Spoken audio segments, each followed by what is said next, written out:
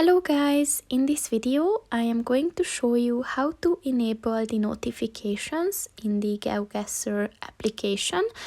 But first I just want to mention, don't forget to subscribe to my channel, because at 10,000 subscribers I'm going to show you my whole YouTube revenue statistics and growth strategy, as well as how to make money online. Let's jump into it. First of all, open the application on your phone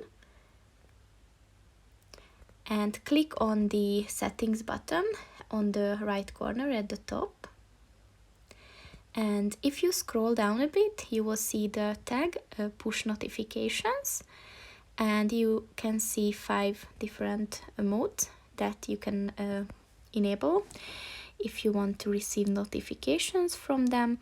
So just select those that you want to enable and just press on the little white circle and it will enable, and from now on you will receive notifications. That's pretty much it for this video, guys. See you in the next one. Goodbye.